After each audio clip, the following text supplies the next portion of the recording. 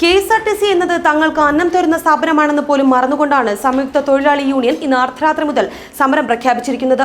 ഈ സമരം ഒരാഴ്ച പിന്നിട്ട് പോയാൽ കോർപ്പറേഷൻ മൊത്തത്തിൽ പ്രതിസന്ധിയിലാകുന്ന അവസ്ഥ വരും.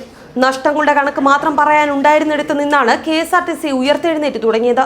എന്നാൽ വീണ്ടും KSRTC പടുകുഴിയിലേക്ക് തള്ളിവിടാനുള്ള നീക്കത്തിലാണ് തൊഴിലാളി യൂണിയനുകൾ. ഇതിന് താൽക്കാലികമായെങ്കിലും തടയിടാനാണ് ഇന്ന് കോടതി വിഷയത്തിൽ ഇടപെട്ടത്. ഈ വിഷയത്തിൽ കോടികൾ നഷ്ടമാകുമെന്ന അവസ്ഥയിൽ നിന്നും ആനവണ്ടിയെ രക്ഷിക്കാനായി കോടതിയെ സമീപിച്ചത് പാലയിലെ സെന്റർ ഫോർ കൺസ്യൂമർ എഡ്യൂക്കേഷൻ എന്ന ഉപഭോക്തൃ അനുകൂല പ്രസ്ഥാനമാണ്. ജീവനക്കാരുടെ അനാവശ്യ സമരത്തിനെതിരെ കോടതിയെ സമീപിച്ചത് ജെയിംസ് വടക്കൻ നേതൃത്വം കൊടുക്കുന്ന സെന്റർ ഫോർ കൺസ്യൂമർ എഡ്യൂക്കേഷൻ ആയിരുന്നു. കോടതിയിൽ വിഷയമെത്തിയപ്പോൾ മുതൽ ശക്തമായ പ്രതികരണങ്ങളാണ് ജസ്റ്റിസുമാർ നടത്തിയത്. KSRTCയുടെ കഥ കഴിക്കുന്ന സമരം തന്നെയാണ് നടക്കാൻ പോകുന്നതെന്ന രീതിയിൽ തന്നെയാണ് ഹൈക്കോടതി പ്രതികരണങ്ങൾ നടത്തിയതും.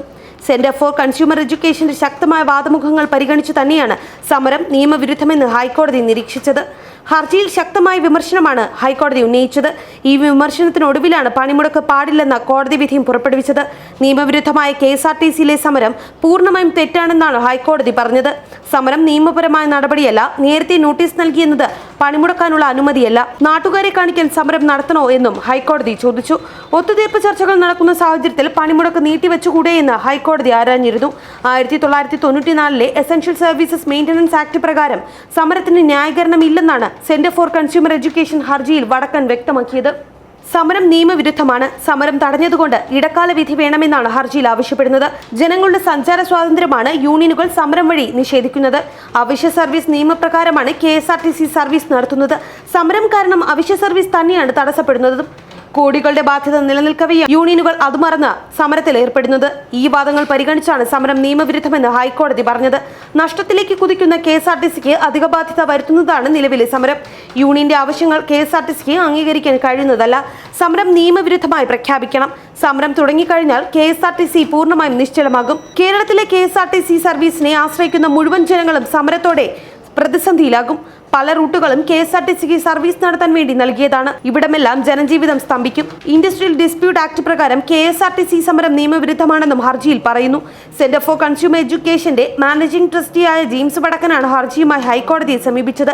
ഉപഭോക്താക്കളുടെ ആവശ്യങ്ങൾക്ക് വേണ്ടി ശക്തമായ ഇടപെടൽ നടത്തുന്ന ഏറ്റവും സജീവമായ ഉപഭോക്തൃ സംഘടനകളിൽ ഒന്നാണ് centre for consumer education. Thiruvithamkoor Cochin literary, scientific and charitable societies registration act പ്രകാരം രജിസ്റ്റർ ചെയ്ത സൊസൈറ്റിയാണിത്. പാല കേന്ദ്രീകരിച്ച് പ്രവർത്തിക്കുന്ന ഇവർ കഴിഞ്ഞ 25 വർഷമായി ഉപഭോക്താക്കളുടെ ആവശ്യങ്ങൾക്ക് വേണ്ടി നിലകൊള്ളുന്നു. 1997 സ്വകാര്യ ബസ് പണിമുടക്കിനെതിരെയും ഇവർ ഹൈക്കോടതിയിൽ ഹർജിയുമായി എത്തിയിരുന്നു. അതേസമയം MDയുമായി നടത്തിയ ചർച്ച പരാജയമാണെന്നും സമരം പിൻവലിക്കില്ലെന്നും സമരസമിതി വ്യക്തമാക്കിയിട്ടുണ്ട്. ചർച്ചയിൽ പ്രതീക്ഷയില്ലെന്ന് ഇവർ നേരത്തെ തന്നെ അറിയിച്ചിരുന്നു. ഒക്ടോബർ 2 മുതൽ സംയുക്ത ട്രേഡ് യൂണിയൻ അനിശ്ചിതകാല സമരം പ്രഖ്യാപിച്ചിരുന്നെങ്കിലും ഒത്തുതീർപ്പ് ചർച്ചകളെ തുടർന്ന് മാറ്റിവെക്കുകയായിരുന്നു. ഡ്യൂട്ടി പരിഷ്കരണ കാര്യത്തിൽ ഗതാഗത സെക്രട്ടറി നൽകിയ ശുപാർശ നടപ്പാക്കുക, ശമ്പള പരിഷ്കരണ ചർച്ച തുടങ്ങുക, പിരിച്ചുവിട്ട താൽക്കാലിക ജീവനക്കാരെ തിരിച്ചെടുക്കുക തുടങ്ങിയ ആവശ്യങ്ങൾ ഉന്നയിച്ചാണ് ഇപ്പോൾ ജീവനക്കാർ സമരം നടത്തുന്നത്. പണിമുടക്കിൽ നിന്ന് യൂണിയനുകൾ പിന്മാറണമെന്ന് KSRTC MD Tomin J Thachankary ആവശ്യപ്പെട്ടെങ്കിലും ഇതിന് വഴങ്ങാതെയാണ് യൂണിയനുകൾ സമരവുമായി മുന്നോട്ട് പോകുന്നത്.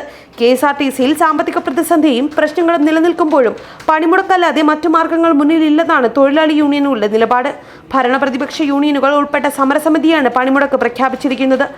മാനേജ്മെന്റ് തലത്തിലുള്ള ചർച്ചയിൽ പരിഹാരമുണ്ടായില്ലെങ്കിൽ മാത്രമേ സർക്കാർ ഇടപെടുകയുള്ളൂ എന്നായിരുന്നു ഗതാഗത മന്ത്രി AK ശശീന്ദ്രൻ വ്യക്തമാക്കിയിരുന്നത്. എന്നാൽ ചർച്ച പരാജയപ്പെട്ടതോടെ സമവായമാകാമെന്നായിരുന്നു ശശീന്ദ്രന്റെ നിലപാട്. ഡിസംബറിൽ 1 ഗഡു കുടിശ്ശിക ക്ഷാമബത്ത നൽകാമെന്ന വാക്ക് പാലിക്കാഞ്ഞതോടെയാണ് യൂണിയനുകൾ ഇടഞ്ഞത്. എന്നാൽ പണിമുടക്ക് പ്രഖ്യാപിച്ചതിന് പിന്നാലെ സർക്കാർ 4 കോടി രൂപ അനുവദിച്ചിരുന്നു. പക്ഷേ അതുകൊണ്ട് മാത്രം പ്രശ്നം തീർന്നില്ലെന്ന് നേതാക്കൾ പറയുന്നു. ന്യൂസ് ഡെസ്ക് മറുനാടൻ TV.